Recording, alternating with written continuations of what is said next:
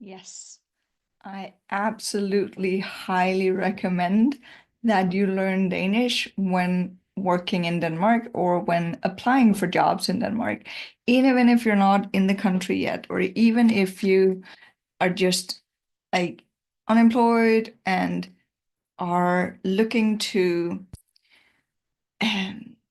find a job in Denmark, then start learning Danish. And there are multiple reasons for this. Even if you are, I was at a a thing today, where one of the questions was like, but what if I'm only here for a certain amount of time? I'm doing a time limited contract and I don't think I'm going to stay in Denmark after I finish this contract. Should I still learn Danish?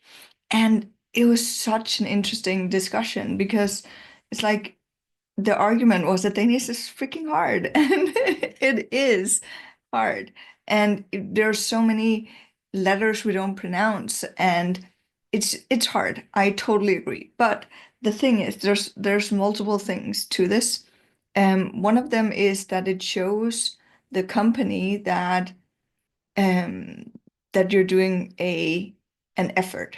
So whether you are here on a time limited position and you don't plan to stay, it still shows something, even for future employees in other countries. It shows that you were willing to learn the language, even though you were here.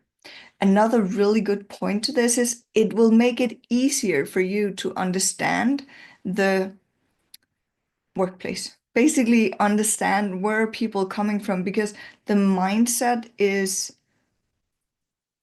different in different countries, right? And by learning the language, there's going to be some things that you will start to understand better that you than if you don't learn the language.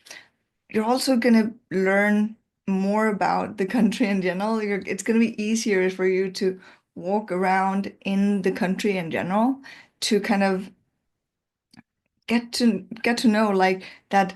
Oh, they are um in the bus, this is what they're saying, or these things you can all of a sudden read what's on the label in the supermarket, so that when you're out and doing your everyday life, you're going to make things easier for yourself by actually learning Danish.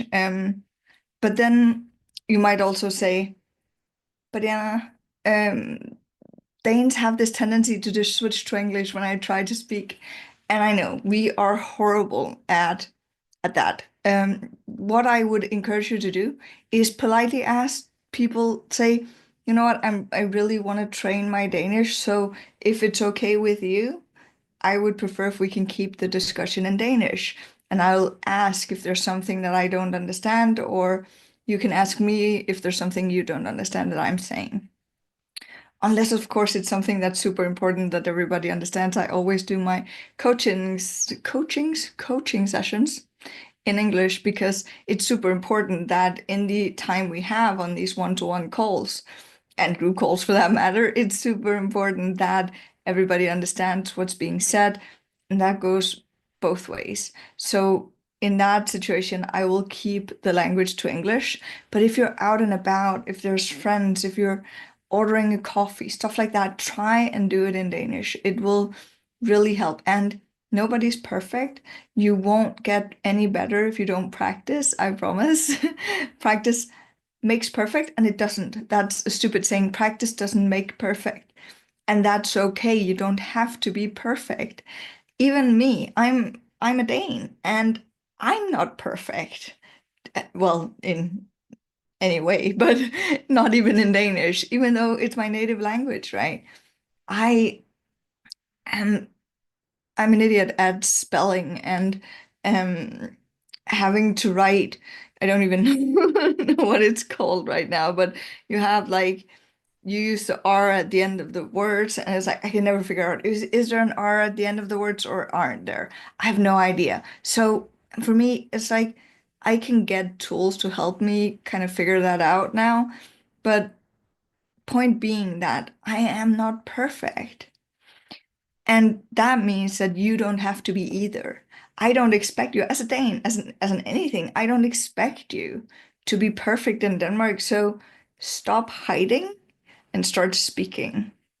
Another thing that I think is really important to be aware of is that whether you speak your native language or you speak Danish or any language for that matter that you are either good at, proficient at, professional level at, or something you're just learning, you have the same, you're smart. You're just as smart no matter what language you speak.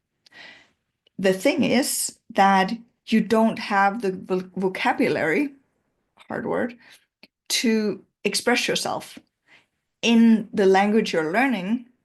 Hence, often we feel dumber while we're trying to speak and learn a new language because we can't express ourselves fully.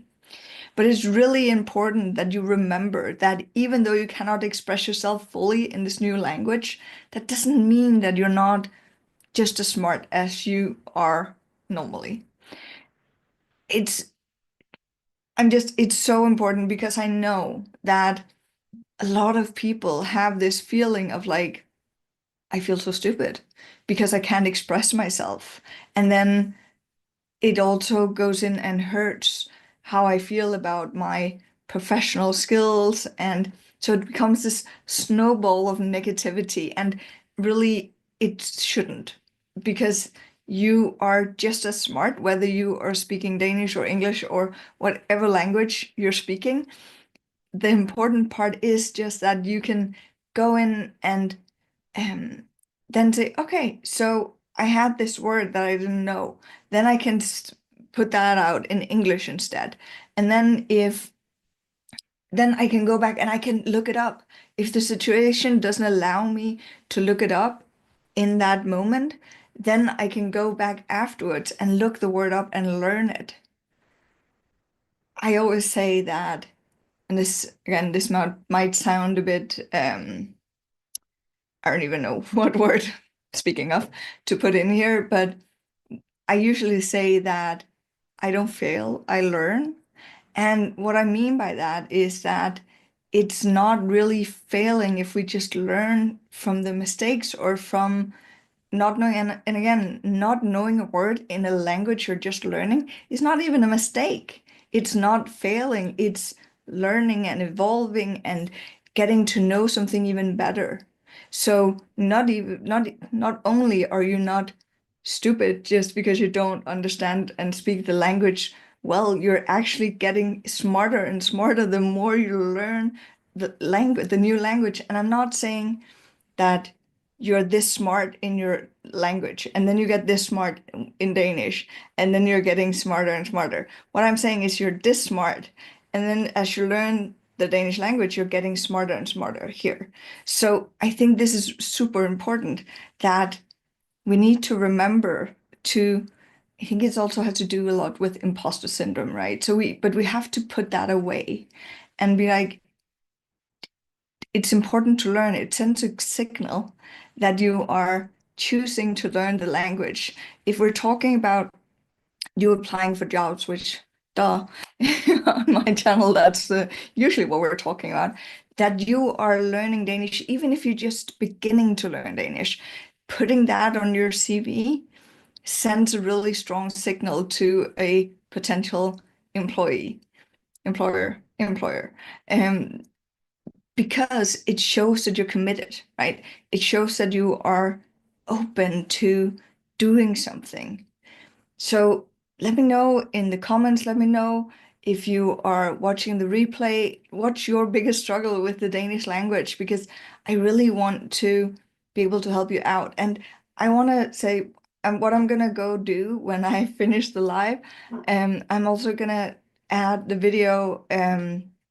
I did an interview with Daniela, who's a Danish teacher.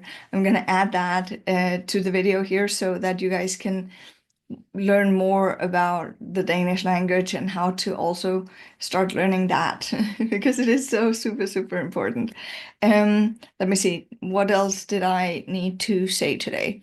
So it's important that you do not feel dumb, that you are just as smart in Danish as in your own language.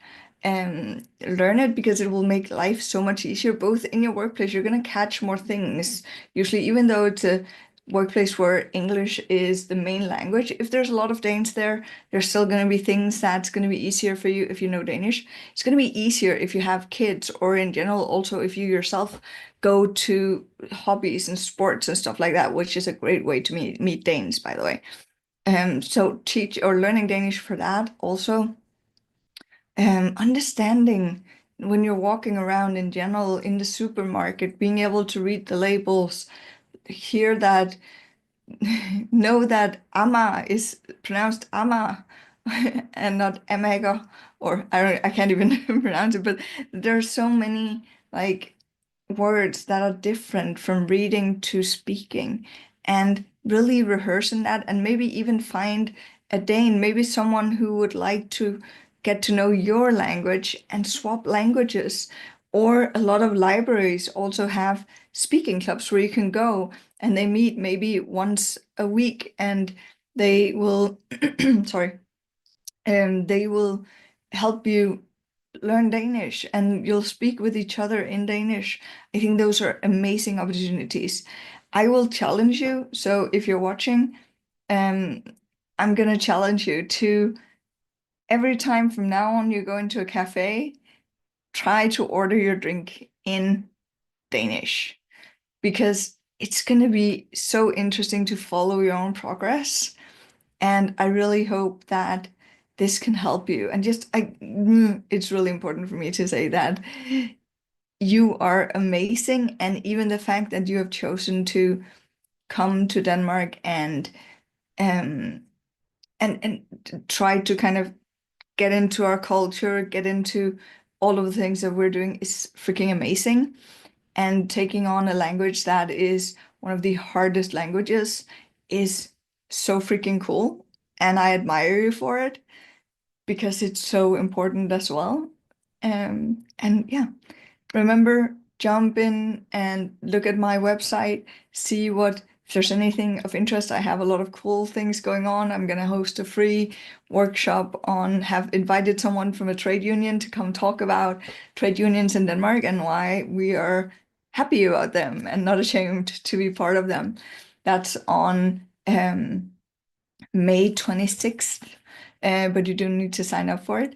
And there's a lot of other things in there as well.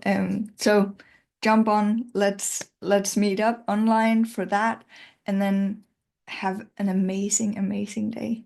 Bye.